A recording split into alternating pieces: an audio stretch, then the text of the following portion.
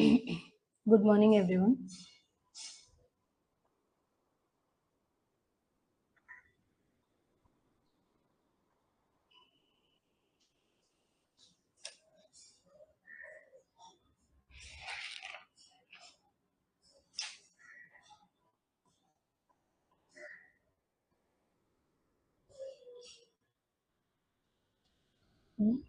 Let's wait for 2 minutes so that every student can join.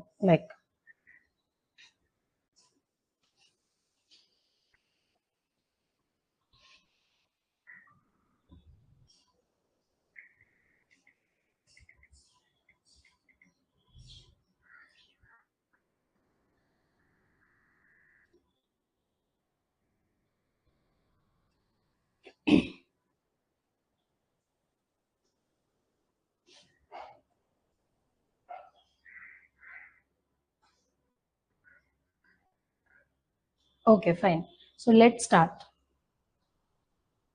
See, आज हम लोग chapter 2 करेंगे. चैप्टर 1 हम लोग ऑलरेडी कर चुके थे एंड सारे क्वेश्चंस को भी सॉल्व कर चुके थे. ये आपके one of the easiest chapters में से है. That is chapter 2, accounting standards. ठीक है, ये इजीएस्ट मैं इसलिए बोल रही हूँ क्योंकि एक बार आप इस चीज को समझ लो.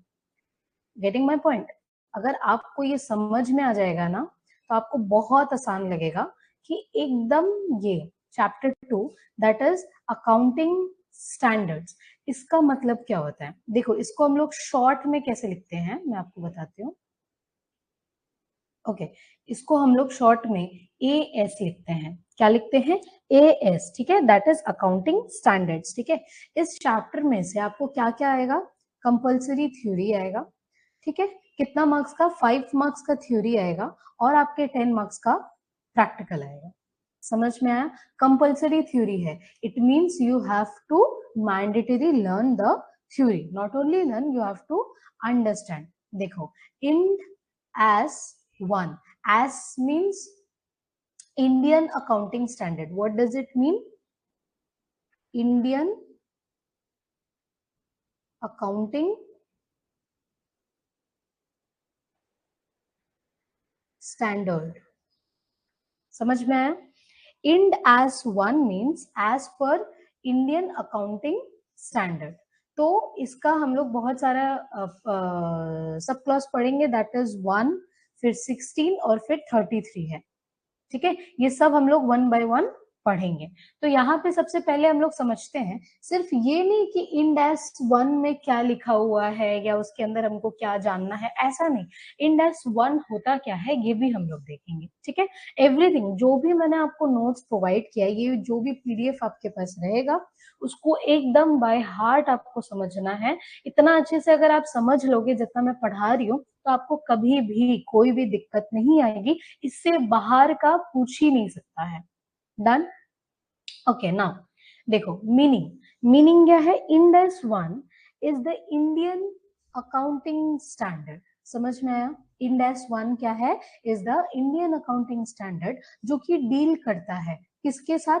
प्रेजेंटेशन ऑफ, सॉरी, जो कि डील करता है, वेट,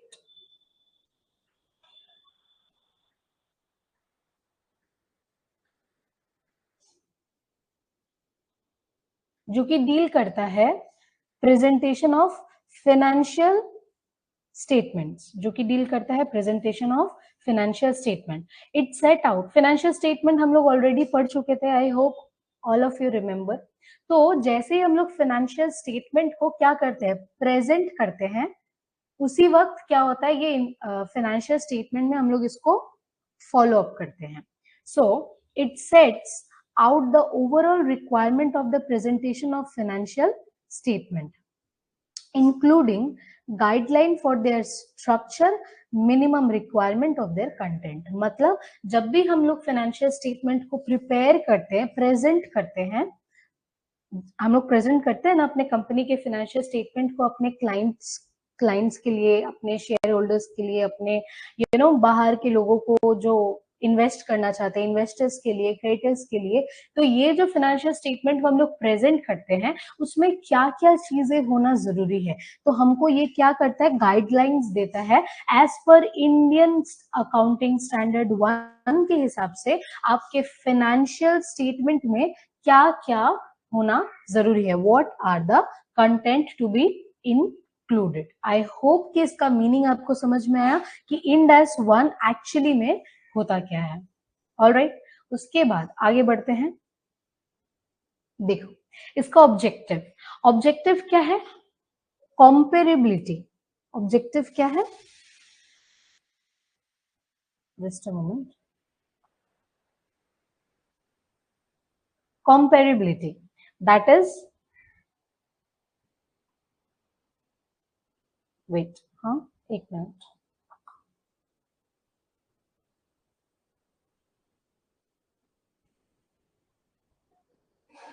कंपेरेबिलिटी क्या है, इंश्योर करना है कि financial statement are comparable both with the entities financial statement of previous period with the financial statement of other entities।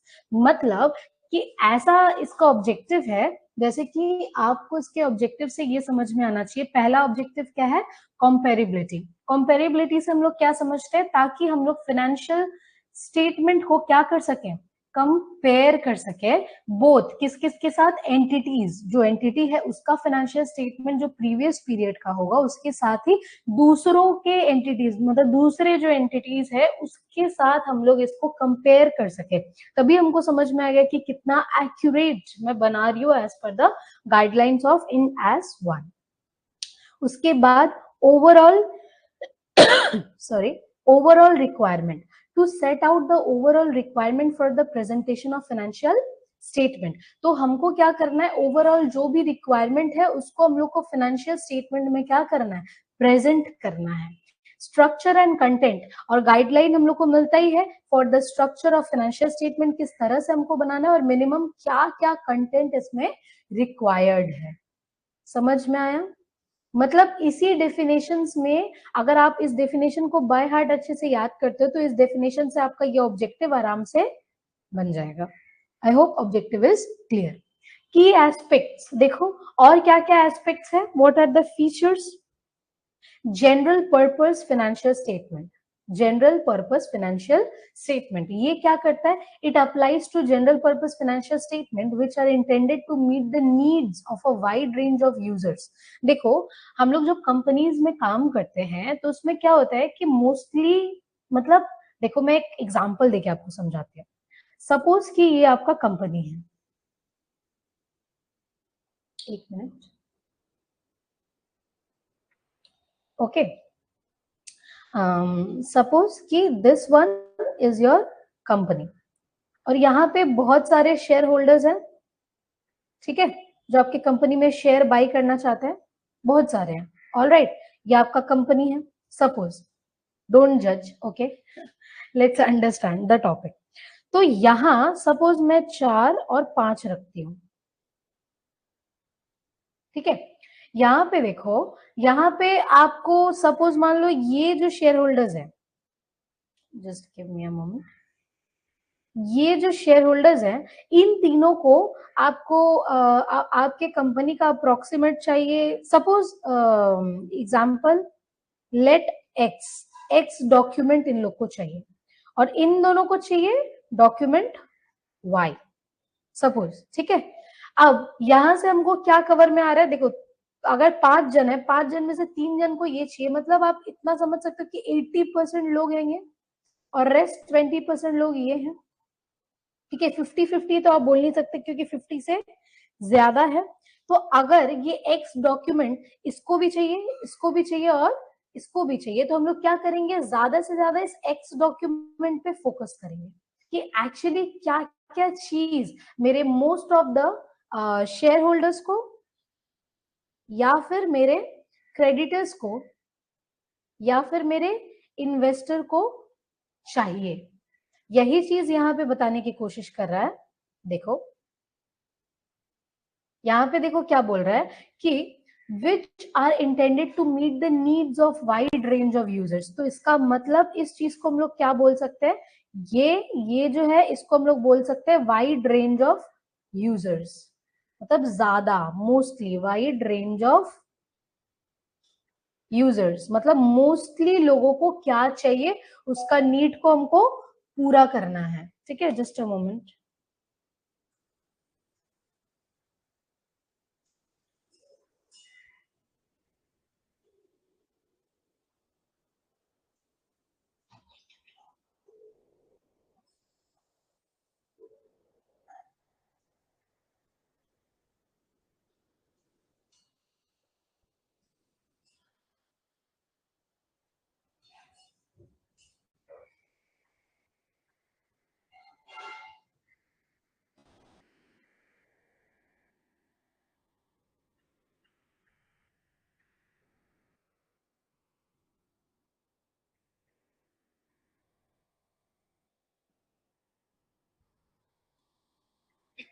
Okay, तो यहाँ पे नीड को फुलफिल करेंगे who are not in a position to demand report tailored to their specific information needs. यहाँ पे बोल रहा है कि वाइड रेंज ऑफ यूजर्स जो कि not in a position of demand report, वो लोग रिपोर्ट को डिमांड नहीं कर रहे लेकिन tailored to their specific information need.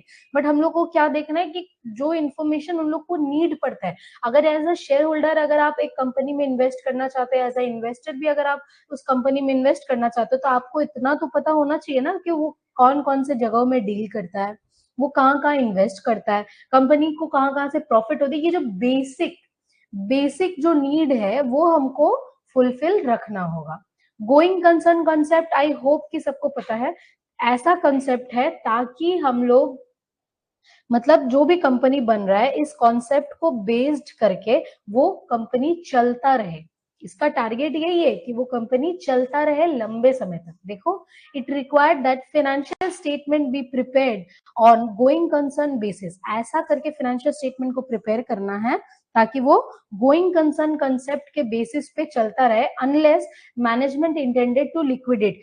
तब तक ऐसा करना है जब तक कि हम लोग ये नहीं चाहते कि हमारा कंपनी बंद हो जाए। अगर हम लोग गोइंग कंसर्न कंसेप्ट को फॉलो करेंगे तो हमारा कंपनी कभी भी बंद नहीं होगा। The entity or to cease trading or has a realistic alternative but to do so. मतलब कोई रियलिस्टिक काम आपको करना है। जैसे होता है ना, हम लोग एक्स्ट्रा ऑर्डिनरी सोच रख ले रहे हैं कि जैसे आज अगर सपोज मान लो आपका कंपनी, सपोज आपका कंपनी जस्ट या सपोज आपका कंपनी क्या कर रहा है, आज 100 रुपीज वो अर्न किया, ठीक है, ये उसका प्रॉफिट हो गया। तो प्रॉफिट में से हम लोग को क्या करना है, थोड़ा सा रिजर्व भी करना पड़ता है, फिर थोड़ा इन्वेस्ट करना पड़ता है ना, ये सब करना पड़ता है ना, ताकि हमारा चलते रहे। अगर नेक्स्ट ईयर में, कमिंग पीरियड में अगर इन्वेस्टमेंट एकदम ही कम हुआ या प्रॉफिट आपका 50 हो गया, तो कम से कम कुछ जरूरत पड़ा तो हम रिजर्व से भी 50 ले सकते हैं, यहां से ले सकते हैं। तो उसी तरह से गोइंग कंसर्न कंसेप्ट ऐसा ही किसी चीज को फॉलो अप करता है। लेकिन बहुत बार क्या होता है, जैसे हम लोग को 100 प्रॉफिट मिला तो हम लोग क्या करते हैं, उसमें से 90% इन्वेस्ट कर देते हैं, और पता चला 90 से 80% डूब गया।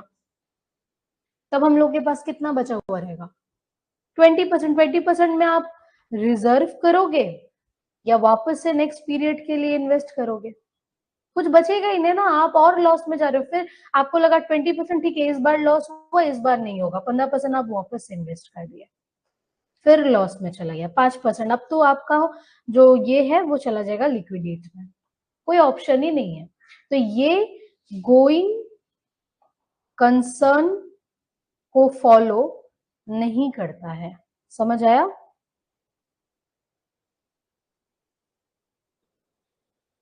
Okay, coming to the point next, accrual basis of accounting. It requires that financial statement are prepared using accrual basis of accounting. देखो, accrual मतलब क्या होता है, जैसे ही हम कोई चीज को कर लेते हैं और वो हमारे लिए एक्रियो हो जाता है, दैट इज ड्यू हो जाता है। अगर सपोज आप कोई सर्विस प्रोवाइडर हो, जैसे सपोज मैं एक सर्विस प्रोवाइडर हूँ, एक टीचर, ठीक है, या फिर छोड़ दो, आपको बेस्ट एग्जांपल होगा डॉक्टर का। अगर डॉक्टर जैसे आपको अगर चेकअप करता है, पहले ही वो फीस नहीं लेता है, वो पहले आपको चेकअप करता है, मतलब सबसे पहले वो आपको क्या देता है, बोलो, सबसे पहले वो आपको क्या देता है, सबसे पहले वो आपको देता है सर्विस, सर्विस प्रोवाइड करता है, ठीक है। सर्विस प्रोवाइड करते ही वो एक्रूअल बेसिस पे इनकम फीस अर्न कर लिया। समझ में आया? आप उसको फीस दिए हो या नहीं दिए हो डजंट मैटर, लेकिन वो उसका फीस एक्रूअल बेसिस पे अर्न हो गया, क्योंकि जैसे ही उसने आपको सर्विस प्रोवाइड किया उसी वक्त आप क्या हो गए, द पर्सन, आप जो हो वो लायबल हो गए फी पेमेंट करने में, liable for fee payment, right. तो क्या हुआ, एक्रूअल बेसिस, जैसे ही आप उसको फी पे कर देते हो, फी पेड, वैसे ही क्या हो गया, वो कैश बेसिस हो गया, क्योंकि आपने उसको दे दिया।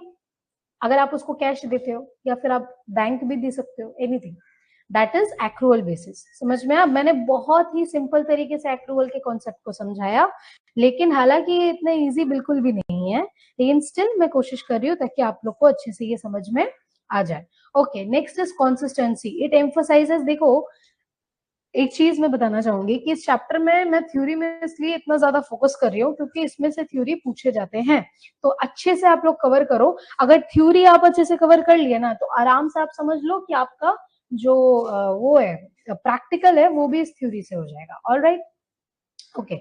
लेकिन इंडेक्स 1 से कोई सम नहीं है, इंडेक्स 16 से है, तो हम लोग धीरे धीरे सब करेंगे। फटाफट समझो, कंसिस्टेंसी क्या है।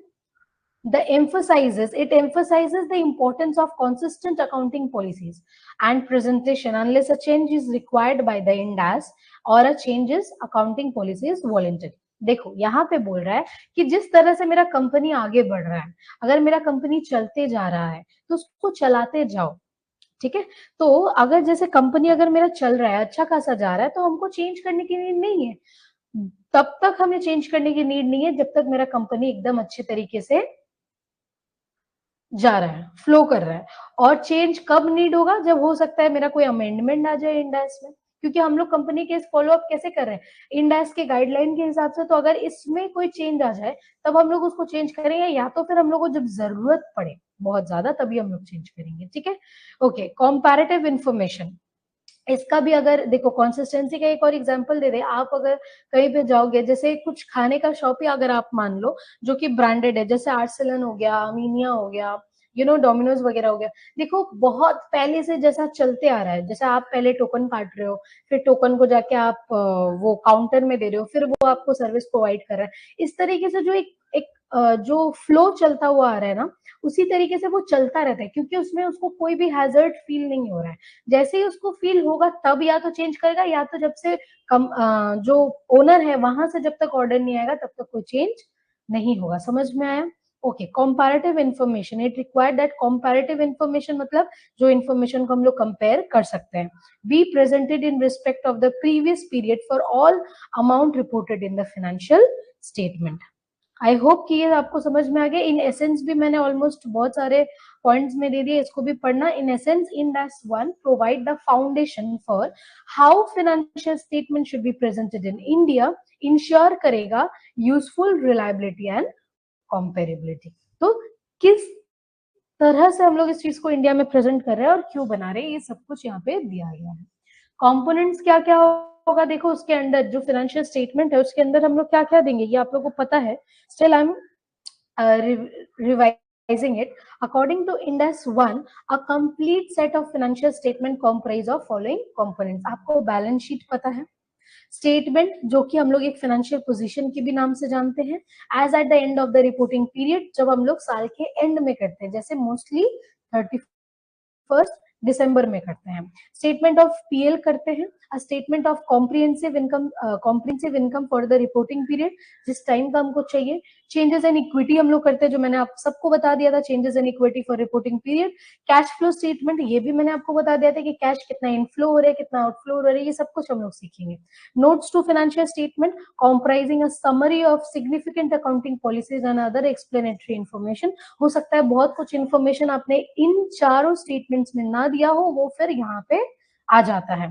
और ये comparative information in respect of preceding period, ये देखो ये सब आपके सिलेबस के बाहर का है, मतलब कि सिलेबस के बाहर का इन द सेंस जान के रखना तो अच्छा है, सिलेबस के बाहर का इन द सेंस कि आपको अभी ये स्टेटमेंट पढ़ाया नहीं गया है, जैसे चेंजेस इन इक्विटी भी बहुत जन नहीं जानते हैं, कैश फ्लो स्टेटमेंट तो आप लोग पहले करके आ चुके हो, पीएल को हम लोग इनकम स्टेटमेंट भी बोलते हैं, नोट्स ऑफ फाइनेंशियल स्टेटमेंट भी बहुत जन नहीं किया हुआ है, तो वो है कि आपके अभी बीकॉम में नहीं लग रहा है, बट जैसे आप हायर एजुकेशन में जाओगे ये लगेगा। और एडिशनल बैलेंस शीट भी होता है, जैसे मैंने बोला ना बैलेंस शीट के पहले भी हम लोग प्रीसीडिंग बैलेंस शीट भी बनाते हैं, राइट। तो ये सब कुछ आपको पढ़ना पड़ेगा, जस्ट इसके नाम सारा याद कर लेना, ठीक है, क्योंकि मैं नहीं चाहती कि सिर्फ आप सिलेबस के अकॉर्डिंग पढ़ो और उसके बाहर का कुछ सीखो ही ना। Alright, so these components are designed to provide a comprehensive view of entity's financial position, performance and cash flow, which is useful to wide range of users in making economic decisions. समझ में आया यहाँ तक? बोलो।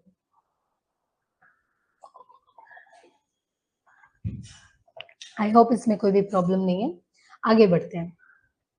General features of financial statement, ठीक है, as per Ind-AS 1. In Ind-AS 1 lays down the financial principles for presenting financial statement. इसका aim क्या है? To make these statement clear. इसका एम क्या है? इस स्टेटमेंट को एकदम क्लियर, मतलब कुछ भी इसमें रॉन्ग डूइंग्स ना हो, रिलायबल हम लोग रहे ताकि इस स्टेटमेंट पे हम लोग भरोसा कर पाए, कॉम्पेरेबल हो सके, so that anyone, investor हो सकता है, creditors हो सकता है, और even any layman can understand a company's financial health, ताकि वो इस financial statement को देख के कंपनी का health को वो जान सके, ठीक है। तो इसका क्या क्या फीचर्स, मतलब इसको बनाने का क्या क्या हम लोग का टारगेट है, मतलब क्यों हम लोग बनाते हैं और इससे हम लोग को क्या क्या दिखता है। देखो, पहला बात तो हम लोग फेयर रिप्रेजेंटेशन करते हैं ताकि इससे हम लोग को कोई प्रॉब्लम ना हो। फेयर मतलब क्या है? दिस इज अ कॉर्नरस्टोन, ठीक है। इससे क्या होगा? फाइनेंशियल स्टेटमेंट में give a true and fair view. देखो ये सब बहुत इंपॉर्टेंट है, आप लोग ये सेमेस्टर 4 में भी किए थे ईडीबी में कि फाइनेंशियल स्टेटमेंट्स में क्या क्या चीजों की जरूरत होती है। अगर ईडीबी आप लोग अच्छे से पढ़े हो तो इसको आप लोग आराम से बना के लिख पाओगे। सो फाइनेंशियल स्टेटमेंट बनाने का एकमात्र टारगेट ये भी होता है कि ताकि वो सच और सही स्टेटमेंट का उल्लेख करे, ताकि हम लोग को उससे कोई भी रॉन्ग डूइंग्स ना मिले। True and fair view of a company financial position, performance and cash flow. Think of it as a painting an accurate picture of a company's financial story. मतलब ये ऐसा प्रेजेंट करना चाहिए ताकि कंपनीज में जो हो रहा है वो एक्चुअली इस फाइनेंशियल स्टेटमेंट में शो हो, विजिबल हो, ठीक है। ओके, गोइंग कंसर्न अभी हम लोग पढ़े, एक्रूअल बेसिस अभी हम लोग पढ़े, कंसिस्टेंसी वापस हम लोग पढ़े थे। ओके, मटेरियलिटी देखो, not all details are created equal, सब कुछ तो इक्वली हम लोग नहीं बना सकते। सो मटेरियलिटी मीन्स क्या होता है? फोकसिंग ऑन इंफॉर्मेशन, ऐसा इंफॉर्मेशन पे हम लोग फोकस करते हैं जो कि एक्चुअल इन्फ्लुएंस कर सकता है समवन्स डिसीजन। सपोज मान लो आप किसी जगह पे खाने के लिए गए, मैं एकदम सिंपल सा बोल रही हूँ, आप वहां से ही कुछ खरीदना चाहते हो, सपोज कुछ भी, आप स्नैक्स खरीदना चाहते हो या फास्ट फूड खरीदना चाहते हो, बट आप सोच रहे हो खरीदू नहीं खरीदू, इससे खरीदू या दूसरा जगह से खरीदो, आप गुप्ता ब्रदर्स से खरीदोगे या फिर आप प्रभु जी से खरीदोगे या तो फिर आप और भी बहुत सारे जगह है, ठीक है। लेकिन अगर आप डिसाइड कैसे करोगे? तो ये जो मटेरियलिटी है इससे हम लोग इन्फ्लुएंस हो जाते हैं। जब हम लोग देखना बहुत सारे जगह पे कॉम्बोज देख के इन्फ्लुएंस हो जाता है, अरे इतना अच्छा इतने कम प्राइस में कॉम्बोज मिला, लेट्स हैव हियर, आप यहाँ पे खाना चाहते हो। तो इससे क्या हो रहा है? आप उस कंपनी में इन्वेस्ट तो नहीं कर रहे हो कि आपको रिटर्न मिले, लेकिन एटलीस्ट आप उस कंपनी में पैसा तो दे रहे हो ना, वहां का आप परचेज तो कर रहे हो ना। उससे क्या हो रहा है? वो लोग जो आपको इन्फ्लुएंस कर दिए, ये जो आपका जो डिसीजन था कि ले या नहीं ले, उसको वो कन्वर्ट कर दिया, एक्चुअली में इन्फ्लुएंस कर दिए। So trivial details can be grouped together और even left out.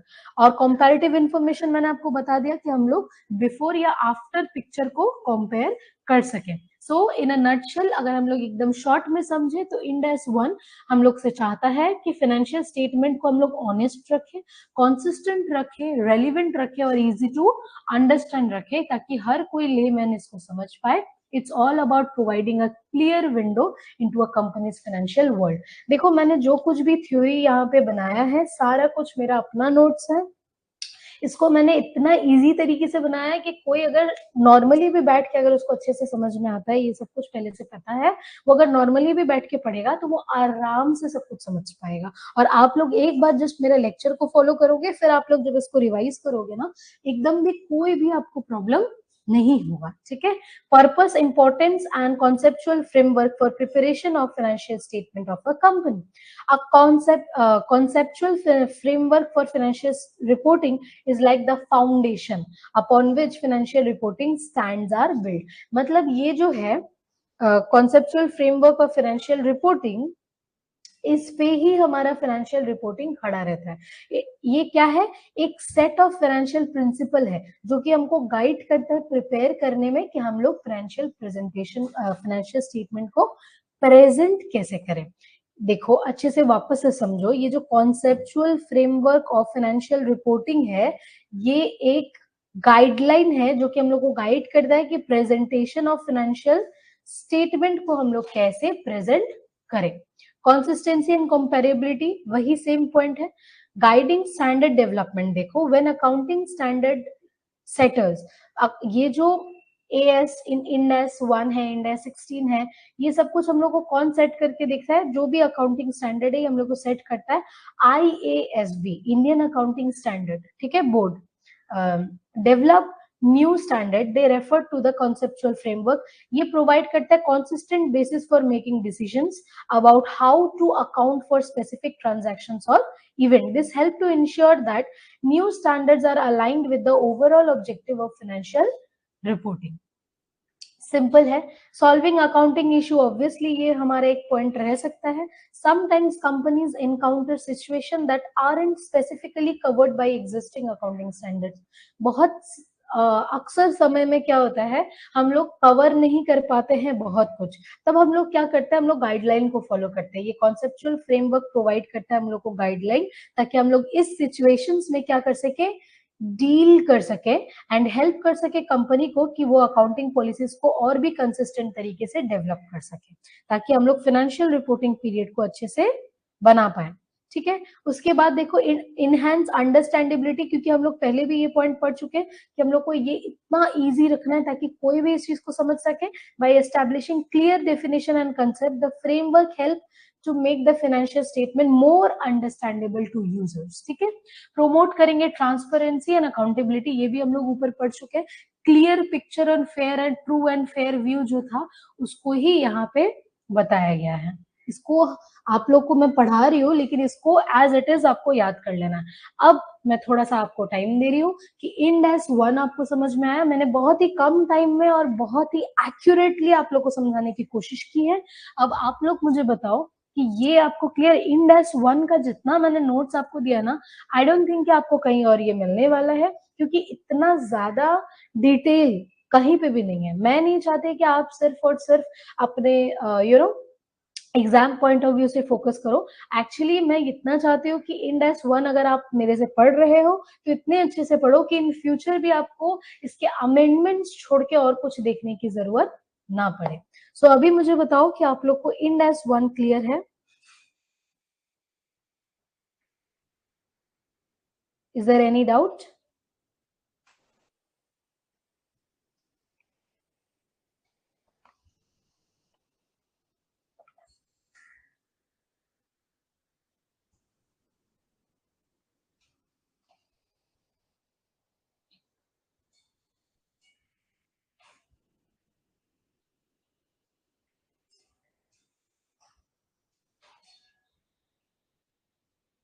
Okay. Coming to next, Ind AS 16. ठीक है? Okay, thank you. Ind AS 16. Now, Ind AS 16 का मीनिंग पढ़ते हैं। देखो यहाँ पे क्या बोल रहा है, Indian accounting standard 16 is the Indian accounting standard जो कि डील करता है किसके साथ, property plant and equipment, that is P P and E. ये हम लोग ऑलरेडी कर चुके थे। अब आज हम लोग ये सीख रहे हैं, देखो एकदम रियलिस्टिक हम आपको एग्जांपल दे रहे हैं। जैसे हम लोग पहले बैलेंस शीट में ये बनाते थे, अभी भी बनाते हैं। So property plant and equipment को किस तरह से हम लोग को डील करना है, ये हम लोग को कौन बताता है, इंड एस 16 बताता है। Alright, think of it as the rule book. देखो मैंने इतना आसान तरीके से लिखा है ताकि आपको कोई भी प्रॉब्लम ना हो। ऐसा सोचो ये इंड एज 16 एक रूल बुक है कंपनीज के लिए कि for how company should account their major physical assets. So plant property and equipment एक कंपनीज का मेजर फिजिकल एसेट होता है जो कि कंपनी के असेट साइड को हेवी बनाता है, मतलब उसको बहुत ही अच्छा दिखाता है कि हाँ you have so much of asset, ताकि आपके कंपनी को लिक्विडेशन के ओर कभी ना जाना पड़े। तो उसी बेसिस पे यहाँ पे बोल रहा है कि ये एक ऐसा रूल बुक है इंड एज 16। इंड एज 16 यहाँ पे एक ऐसा रूल बुक है जिससे आपको आराम से पीपीई को किस तरह से क्या करना है, रिकॉर्ड करना है, ये आपको समझ में आ जाता है। How should the company account, ठीक है। What are property plant and equipment, क्या होता है ये प्रॉपर्टी, मुझे सब पता है कि आप लोग को भी पता है, लेकिन स्टिल मैं आप लोग को बताऊंगी क्योंकि मैं इमेजिन कर रही हूँ कि मेरे स्टूडेंट्स को एकदम A to Z पता होना चाहिए। So what are property plant and equipment, these are tangible assets. Obviously physical assets मतलब ही क्या है, टेंजिबल, जिसको हम लोग टच कर सकते हैं।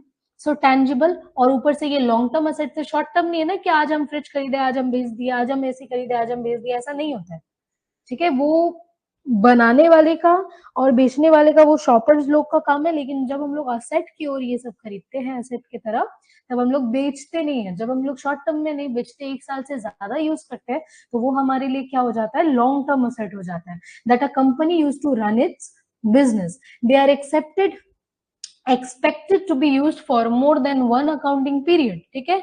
इसका एग्जांपल क्या है, कॉमन एग्जांपल आपका लैंड हो सकता है, बिल्डिंग हो सकता है, मशीनरी हो सकता है, व्हीकल हो सकता है, एंड फर्नीचर हो सकता है। अब हम लोग आते हैं ऐसा क्वेश्चन कि ये इंपॉर्टेंट क्यों है, व्हाई इट इज इंपॉर्टेंट। मैंने इतना डिटेलिंग आपको ये थ्योरी बना के दिया है कि अगर इससे आपको याद नहीं हो रहा है ना, तो आप भूल जाओ, फिर याद नहीं होने वाला। समझ में आया, इतना इजी तरीके से दिया है। मेरे क्लास के बाद आप लोग को घर में बैठ के ये पूरा कंप्लीट करना है। Okay okay, it provide guides. ये इतना इंपॉर्टेंट क्यों है, क्योंकि ये क्या प्रोवाइड करता है, हम लोग को गाइड प्रोवाइड करता है, ताकि हम लोग रिकॉग्नाइज कर सके when to record the asset on the balance sheet. कब हम लोग बैलेंस शीट में असेट को रिकॉर्ड करेंगे, ये हम लोग रिकॉग्नाइज कर सके। उसके बाद measurement, how to determine the initial cost हमारा कितना है, वो भी हम लोग देख सके, और subsequent carrying amount of the asset भी हम लोग देख सके, ठीक है, कि कितना उसका कैरिंग अमाउंट है उस असेट का। डेप्रिसिएशन भी हम लोग कर सके कि कैसे हम लोग कॉस्ट ऑफ एन असेट को उसके लाइफ के हिसाब से डेप्रिशिएट कर सके। जैसे बहुत सारा मेथड होता है, WTP मेथड होता है, स्ट्रेट लाइन मेथड होता है, SLM, है ना। तो उस तरह से भी हम लोग को कैसे रिकॉर्ड करना है एक एसेट का यूजफुल लाइफ के हिसाब से, वो भी हम लोग फाइंड आउट कर सके। Impairment, how to account for any decline in the value of the asset. अगर सपोज असेट का वैल्यू नीचे हो जाता है, अगर एसेट का वैल्यू कम हो जाता है, डाउनफॉल हो जाता है, तो हम लोग उसको कैसे कैसे रिकॉर्ड करेंगे, ये भी हम लोग को कौन बताता है, इंड एस 16 बताता है। और हम लोग क्या डिस्क्लोज करते हैं, व्हाट इन्फॉर्मेशन हम लोग को असेट के बारे में, क्या क्या इन्फॉर्मेशन हम लोग को फाइनेंशियल स्टेटमेंट में बताना चाहिए, ये भी हम लोग को कौन बताता है, इंड एस 16 बताता है। तो अगर एकदम शॉर्ट में देखे तो in simple terms Ind AS 16 ensure करता है कि company account for the major assets in a consistency and transparent way, so that everyone can understand how this assets are contribute in the company's financial health. एकदम simple है, Ind AS 16। इससे हम लोग को क्या पता चलता है, प्रॉपर्टी प्लांट एंड इक्विपमेंट को हम लोग को किस तरीके से अकाउंट करना है as per the rules in our company's financial statement.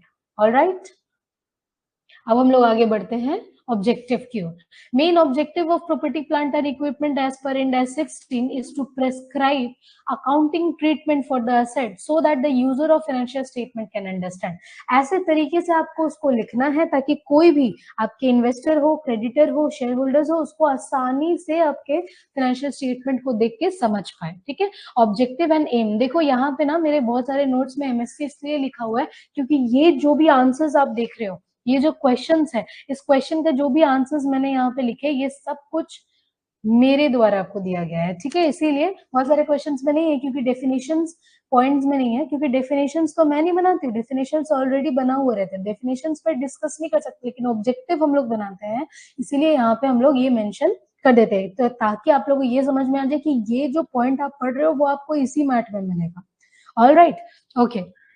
Now see, a company's investment in property, plant and equipment. So ये include करता है types of assets को, कंपनी क्या क्या own करता है, उसका value क्या है, और वो companies के operations में क्या contribute कर रहा है। जैसे इसको अगर मैं example से समझूं, कंपनी के पास suppose मान लो AC है, फ्रिज है, टीवी है, कंपनी का टीवी, ये नहीं कि आप घर के यूज के लिए आप कर रहे हो और सीरियल लगा दिए, ये नहीं, कंपनी के यूज के लिए है, ठीक है। तो आपका कंपनी क्या उसको ओन करता है, क्या वो कंपनी आपका ओनर है, उसके बाद इसका प्राइस कितना है, और आपके कामों में ये कैसे ऑपरेशन में हेल्प कर रहा है। जैसे आप देखना बहुत जगह पे अगर आप शोरूम्स वगैरह में जाओगे, वहां पे डिस्प्ले रहता है, डिस्प्ले टीवी रहता है, तो डिस्प्ले टीवी से हम लोगों को क्या होता है, डिस्प्ले से वो आपके कंपनीज के ऑपरेशन को हेल्प करे। जैसे आप लोग KFC वगैरह में जाओ, डोमिनोज वगैरह में जाओ, वहां पे देखना डिस्प्ले टीवी लगा हुआ रहता है, तो आप उससे देख सकते हो, आपको मेनू कार्ड देखने की जरूरत नहीं पड़ती है। तो उससे क्या होता है, कंपनी के आपके ऑपरेशन, जो भी आपके ऑपरेशन है, सेलिंग, तो उसमें आपको हेल्प कर रहा है ना। तो ये है companies investment in financial property, plant and equipment. All right, the changes in that investment, this includes how the value of property, plant and equipment changes over time due to factors like depreciation. देखो property, plant and equipment का value हमेशा ही same नहीं रहता है, वो fluctuate करता है। क्या क्या टर्म्स से वो फ्लक्चुएट कर सकता है, डेप्रिसिएशन से कर सकता है, एडिशन हो सकता है उसमें हम लोग और भी बहुत कुछ ऐड कर दिए, या फिर हम लोग उसको फेंक दिए, या फिर हम लोग का वैल्यू कम गया तो हम लोग उसको कुछ रिपेयर करें, ये सब कुछ मिला के हम लोग का ये चेंजेस होता है, तो वो भी हमारे ऑब्जेक्टिव में आते हैं। इन एसेंशियली इंडेक्स 16 एम करता है कि हम लोग क्लियर और कंसिस्टेंट पिक्चर प्रोवाइड करें कंपनी के फिजिकल एसेट्स को, ताकि हम लोग फाइनेंशियल स्टेटमेंट को इंश्योर कर पाए, क्या इंश्योर कर पाए, रेलिवेंट, ताकि ये इतना एक्यूरेट है, एकदम सही आपको दिखा रहा है, providing useful information for decision making, ताकि आप लोग इसको देख के यूजफुल डिसीजंस भी ले पाओ। रिलायबिलिटी इंश्योर करता है information in accurate and trustworthy, ठीक है, ताकि आपका इसका ट्रस्ट भी मेंटेन रहे। कंपेरेबल, आप इसको कंपेयर भी कर सकते हो bye setting out specific guidelines for recognition, measurement, disclosure. Index 16 help करता है अचीव करने में जो भी आपका ऑब्जेक्टिव है फाइनेंशियल स्टेटमेंट का, और आप उस पर कितने परसेंट रिलायबिलिटी मींस डिपेंड रह सकते हो information about the property, plant and equipment. समझ में आया, ताकि कोई भी अगर जैसे आप अगर किसी कंपनी में इन्वेस्ट करना चाहते हो, तो आप उसका अगर ये property, plant and equipment as per index 16 लिखते हो, तो आप उस पर डिपेंड कर सकते हो कि ये जो कुछ भी बनाया है वो सही बनाया होगा। All right, okay. Now point number 9, excluding items of cost of property, plant and equipment. इसको अच्छे से समझो, इट इज इंपॉर्टेंट। मेरे जितने सारे पॉइंट है सारे इंपॉर्टेंट है, इसमें से आप सोचना भी मत कि मैं पॉइंट नंबर 6, 7 पढ़ लेता हूँ, 8 छोड़ देता हूँ, 9 पढ़ लेता हूँ, एक भी पॉइंट आप सोचना ही मत। जितना सारा पढ़ा रही हूँ, all points you have to memorise, सारा कुछ आपको पढ़ना है, ठीक है। एक भी पॉइंट इसमें छोड़ने के लिए नहीं है। क्यों? क्योंकि अगर आप इसमें छोड़ोगे तो इसमें सारा जो पॉइंट्स है सारे ईयर्स के पेपर है, फिर आपको ईयर्स के पेपर भी छाटने पड़ रहे हैं, तो एकदम भी रिस्क मत लेना, ठीक है। ओके, यहाँ पे बोल रहा है जैसे हम लोग cost of property, plant and equipment, यहाँ पे हम लोग इंडेक्स 16 में क्या देंगे, cost of property, plant and equipment. तो इसमें ऐसा क्या क्या चीज है जो इसमें एक्सक्लूडेड है, जो इसमें एक्सक्लूडेड है, ठीक है। Okay, index 16 clearly outline what doesn't count as a part of cost of property, plant and equipment। इसको अच्छे से करो, इसी में से समझ आता है। All right, cost of opening a new facility, अगर आप नया कुछ फैसिलिटी ओपन कर रहे हो, उसका कॉस्ट आपके PPE में नहीं आएगा, ठीक है। PPE में न्यू फैसिलिटी नहीं आएगा, ठीक है। Cost of introducing a new product और सर्विस, अगर आप न्यू प्रोडक्ट उसमें से ले रहे हो या आप नया सर्विस ले रहे हो, तो भी इसमें इंक्लूड नहीं होगा। देखो यहाँ पे फर्स्ट देखो, new facility, this are considered startup cost and are expensed separately, और न्यू प्रोडक्ट और service, this include advertising, promotional expense which are related to marketing, not asset itself. वो asset नहीं है आपका, वो आप marketing के लिए use कर रहे हो, तो वो आपके property plant and equipment में नहीं आएगा. Cost of conducting business in new location, अगर आप नया लोकेशन में कुछ सेटअप कर रहे हो with a new class of customers, these are business development cost not directly related to PP. ये सब कुछ क्या है, आपका डेवलपमेंट कॉस्ट में आ जाता है. तो ये प्रॉपर्टी प्लांट ऑफ इक्विपमेंट में नहीं आते. प्रॉपर्टी प्लांट और इक्विपमेंट में सिंपल सा चीज आप समझो, जो भी आपका असेट है वो आता है.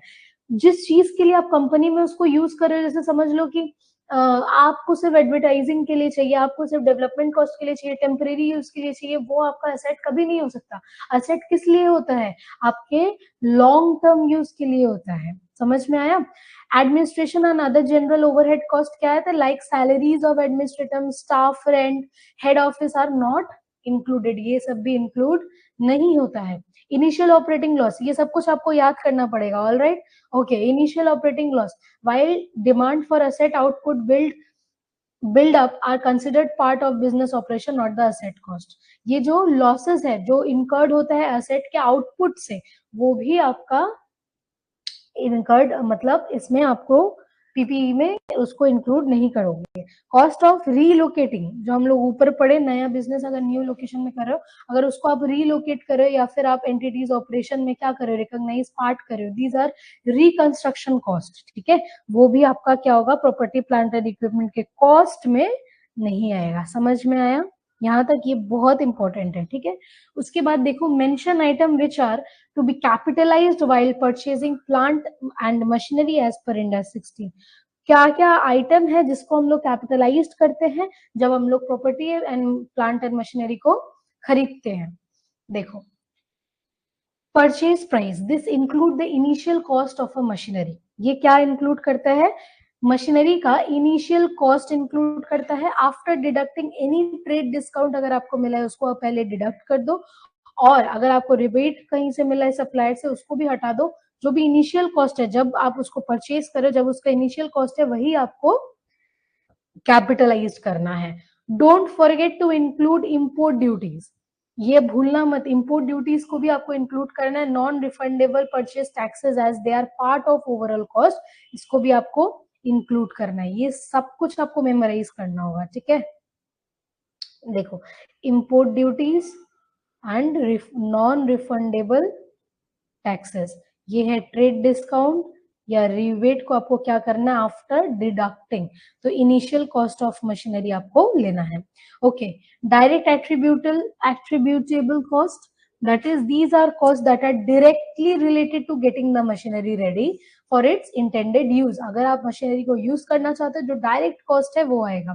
Think of them as the expense you incur to make the machine operational in your factory.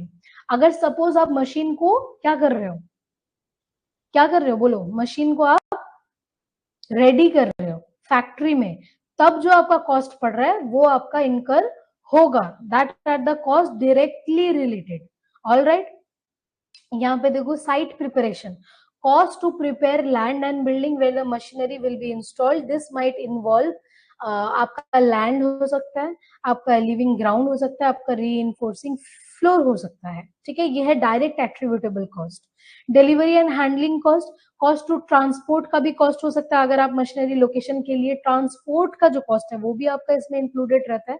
देखो, जैसे आप लोग जब जो आपका शिप जहाँ पे रुकता है, वहां उस पोर्ट में अगर आप कुछ सामान खरीद रहे हो, वो आपका कम कॉस्ट पड़ता है रेदर देन अगर आप उसको किसी शॉप से जाके खरीद रहे हो, क्योंकि वो जो ट्रांसपोर्टेशन कॉस्ट होता है ना, एट लास्ट जो शॉपकीपर आपको बेचता है वो उसमें इंक्लूडेड रहता है. ठीक है, फिर उसके बाद फ्रेट चार्जेस, दिस इंक्लूड, इसमें ऑलरेडी इंक्लूड क्या रहता है, फ्रेट चार्जेस भी इंक्लूड होता है. आपका ट्रांजिट जो भी ट्रांसपोर्ट में लगा या हैंडलिंग चार्जेस जो भी लगा है.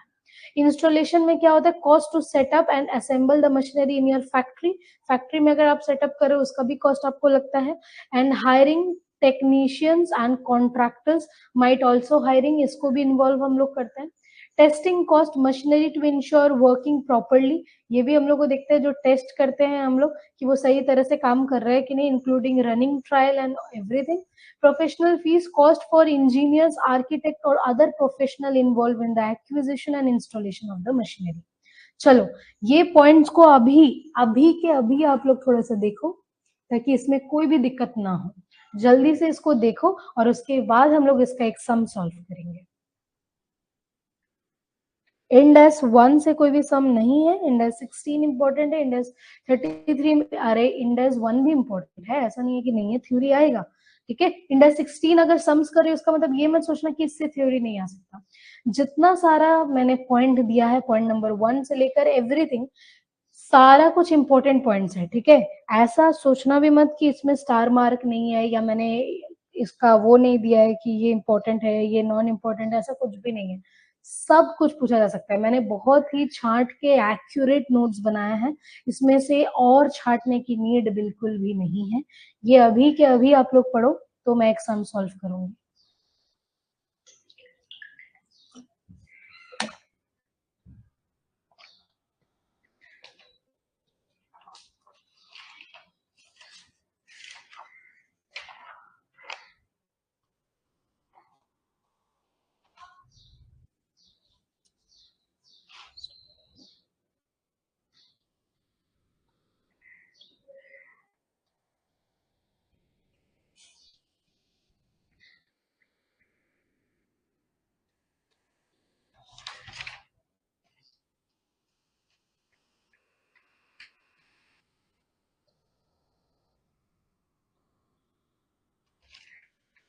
हो जाए तो मेरे को बोलना।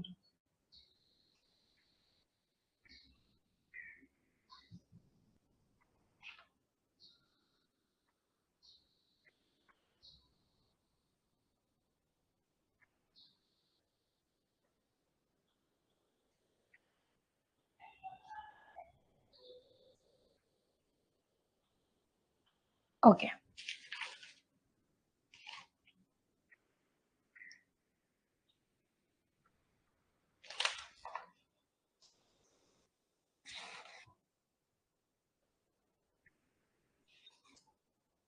इंडेक्स 33 हम लोग नेक्स्ट क्लास में पढ़ेंगे, क्योंकि एक ही दिन में अगर आप सब कुछ पढ़ लोगे फिर सब कुछ एकदम खिचड़ी पक जाएगा। ठीक है, तो आज इंडेक्स 1 हम लोग बहुत अच्छे से क्लियर कर चुके हैं, इंडेक्स 16 भी क्लियर कर चुके हैं। अब लेट्स डू द सम्स। ठीक है,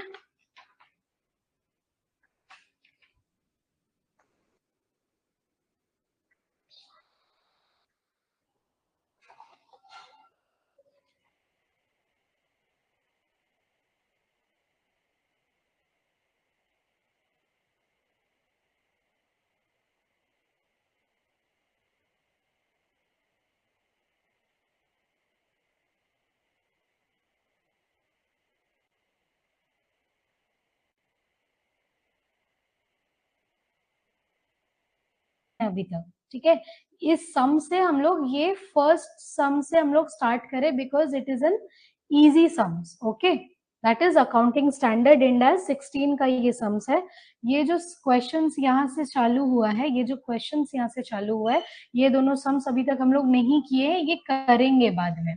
सबसे पहले हम लोग यहाँ से स्टार्ट कर रहे हैं। सो अभिषिक्ता place is the process of negotiating the acquisition of specialized machinery for the perfumery process. The following activities are accordingly carried out.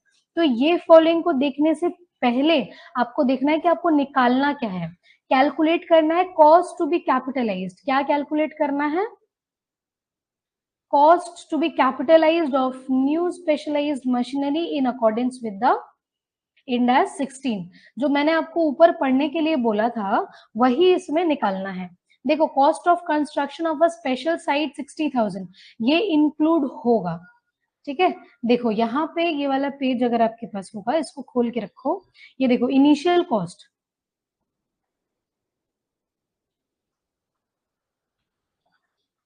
समझ में आया?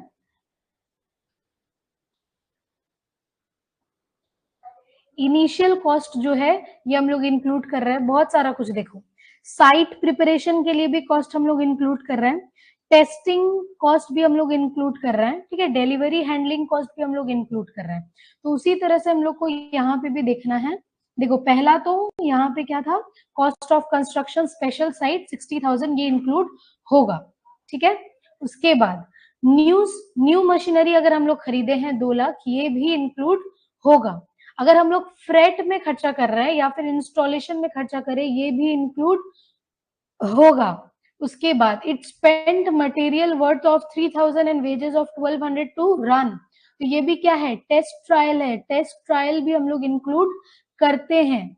मशीनरी वॉज फाइनली इंस्टॉल्ड, अगर इंस्टॉल्ड हो गया है लेकिन उसका यूटिलाइजेशन लॉस दे रहा है, ये इंक्लूड नहीं होगा, क्योंकि एक बार अगर इंस्टॉल हो गया है तो उसके बाद वो लॉस दे या प्रॉफिट दे वो हमारे काम में नहीं है।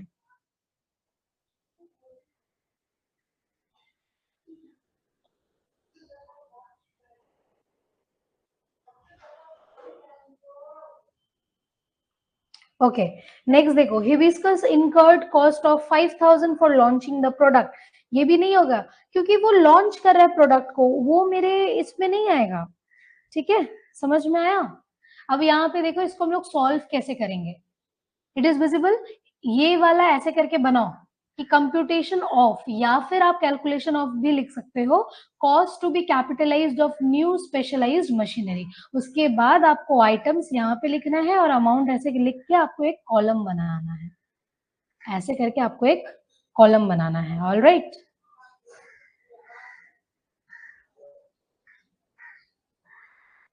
चलो ये वाले लिखो फटाफट।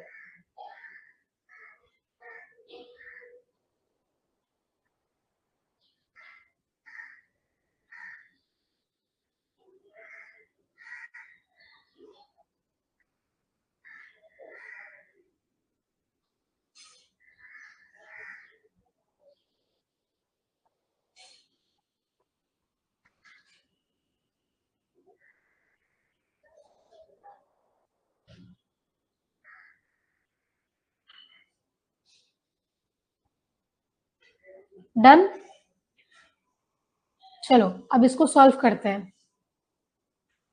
आइटम्स में क्या क्या हम लोग रिकॉर्ड करेंगे, देखो सबसे पहले cost of construction of a special site 60,000, यहाँ पे लिखेंगे सबसे पहले cost of construction of new site, ये होगा आपका 60,000।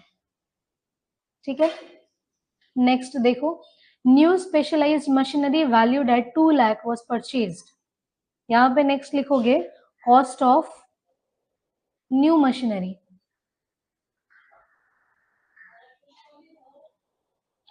2 lakh. Next, it spent 4,000 on freight and 3,000 on installation, तो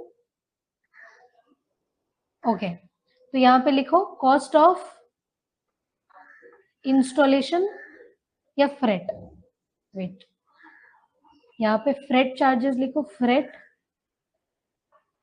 कितना दिया है, फ्रेट 4,000,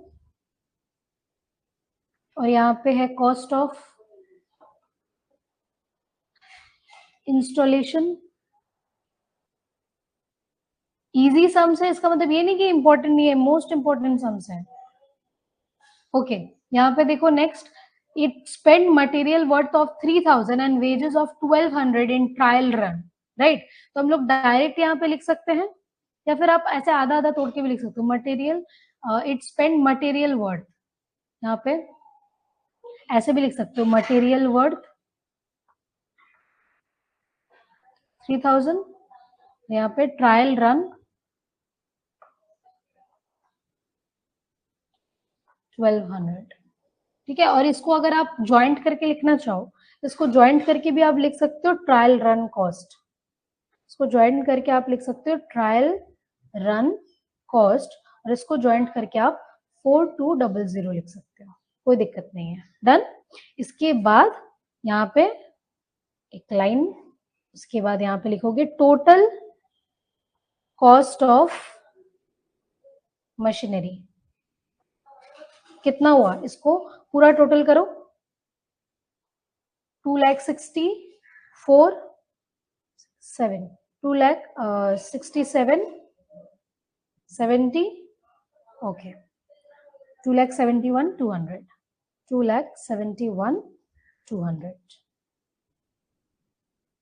डन, उसके बाद नीचे लिखना है नोट, जो जो चीजें हम लोग नहीं लिए हैं, जैसे ये दोनों चीजें हम लोग नहीं लिए, इसको हम लोग लिखेंगे machinery was finally installed but owing to low capacity utilisation loss incurred 10,000, hibiscus incurred cost of 5,000 for launching the product. इसको हम लोग कैसे लिखेंगे देखो, पहले लिखेंगे number 1 cost of launching and the initial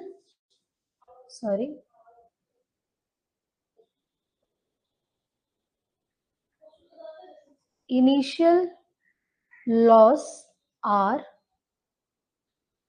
not to be recognized as cost of the machinery।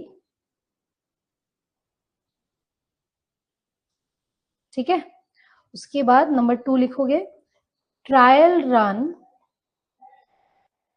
Cost are included. ये कहां पे इंक्लूडेड होता है? In the cost of machinery as it is incurred to ensure that the machine is in working condition। Done, ये आपका note लिखना है, ठीक है।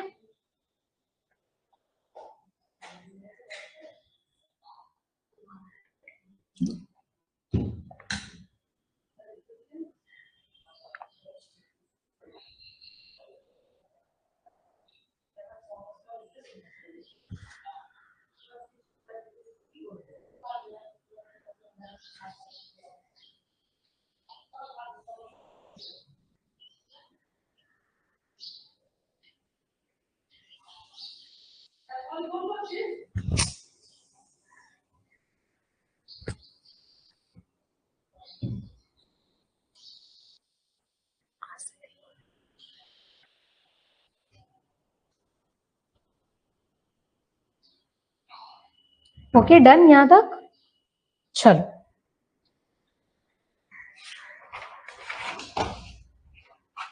नेक्स्ट क्वेश्चन करें।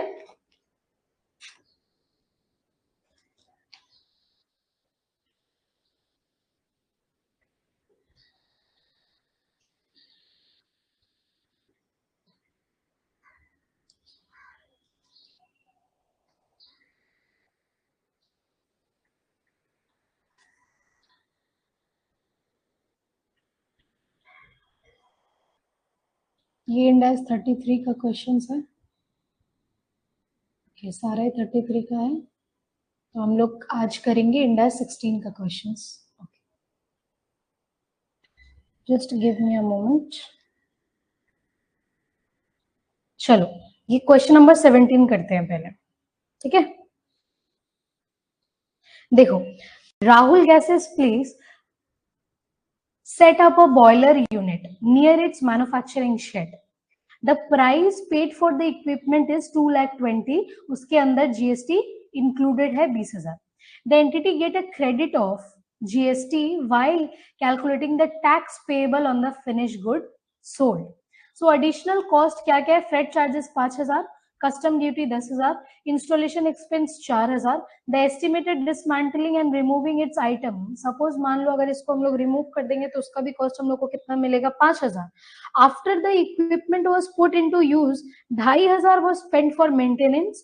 Calculate the cost of asset in accordance with the Ind AS 16। अच्छा, हम लोग को निकालना क्या है? कॉस्ट ऑफ असेट निकालना है, ठीक है। चलो ओके, क्वेश्चन नंबर 17 का सॉल्यूशन, ठीक है डन। तो हम लोग को वैसे ही लिखना है, यहाँ पे ऐसे भी लिख सकते हो, statement of calculation of cost of assets लिख सकते हो, या फिर आप नॉर्मली भी कैलकुलेटिंग कॉस्ट ऑफ एसेट, ठीक है। उसके बाद आपको बनाना है कॉलम आइटम्स और यहाँ पे बनाना है अमाउंट,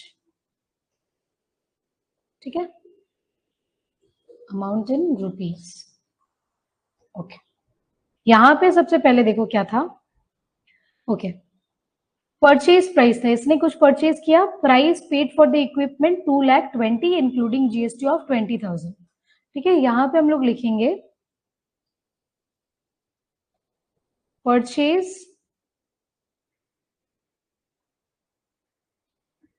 यहाँ पे इंक्लूडिंग जीएसटी था ना, जीएसटी इंक्लूडिंग 20,000 था,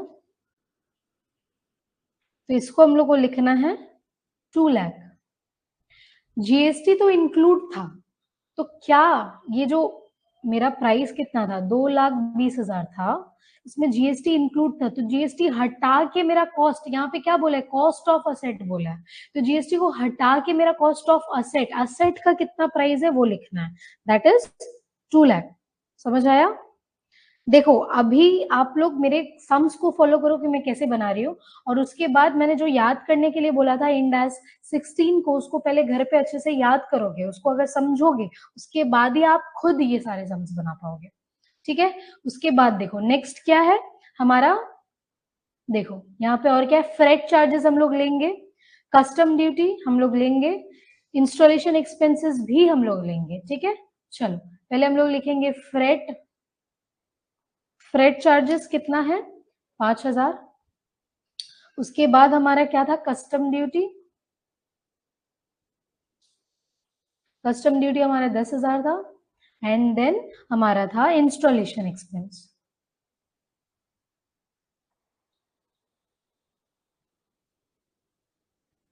तो 4,000। उसके बाद क्या था, देखो after 4,000 the estimated dismantling and removing the item would be 5,000, okay, and 2,500 was spend for maintenance, ये तो नहीं लगेगा, ठीक है।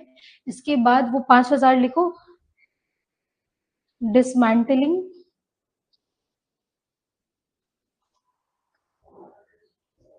Dismantling and removing the item कितना है 5,000, इसको ऐड करो,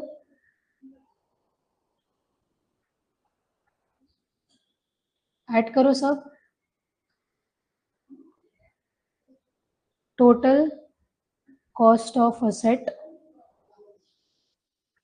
एज पर इंडास, ये हमेशा कैपिटल में होगा, ठीक है, इंडास 16, टोटल कितना हो रहा है 10, 20, 24, 2,24,000, 2,24,000, ठीक है।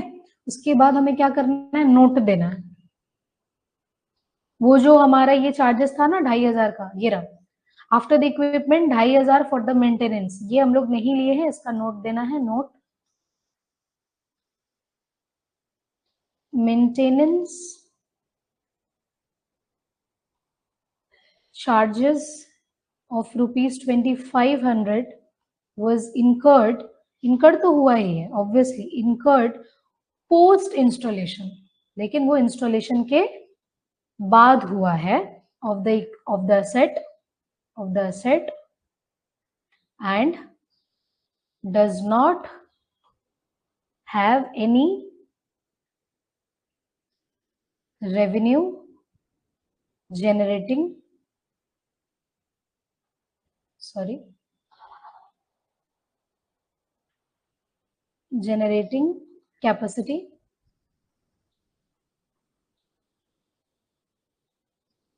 तो ये कहाँ आएगा, hence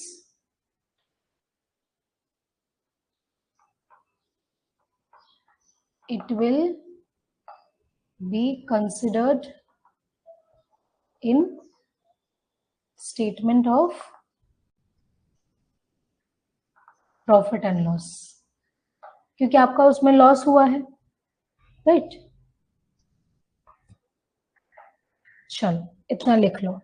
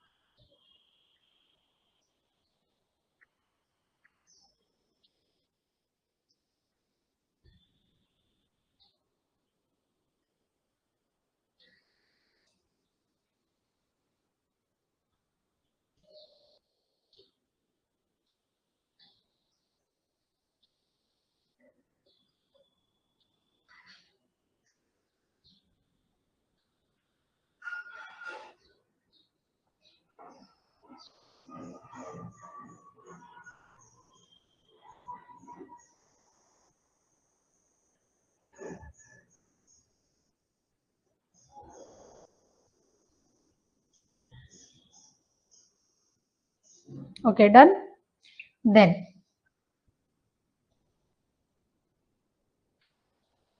नीचे से कितना है सम सारे? ओके, इंडेक्स 33 के हैं. चलो लास्ट सम्स है सम नंबर 16.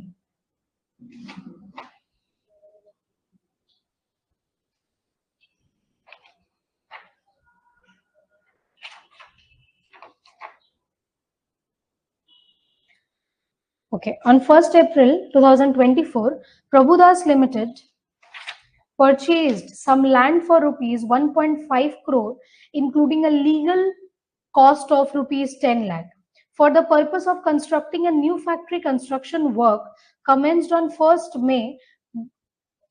ये प्रभुदास लिमिटेड होगा. Prabhudas Limited incurred the following cost of relation to its construction: preparation and leveling of the land, that is 4 lakh 40, purchase of material for the construction 92, and cost of relocating employees. अच्छा बताओ, यहाँ पे बोलो ये जो है preparation and the levelling of the land, क्या ये आएगा? क्या निकालने बोला है? देखो, कॉस्ट कैन बी कैपिटलाइज्ड निकालने बोला है प्लांट एंड मशीनरी अकॉर्डिंग के लिए इंडेक्स 16, ये आएगा. Purchase and material for the construction, ये भी आएगा. Cost of relocating employees to the work at new factory, ये नहीं आएगा. Cost of opening ceremony on the first, ये तो आएगा ही नहीं.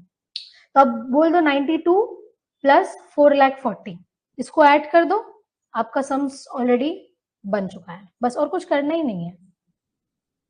समझ आया? 92 lakh plus 4 lakh 40,000 will be your answer. Is it okay?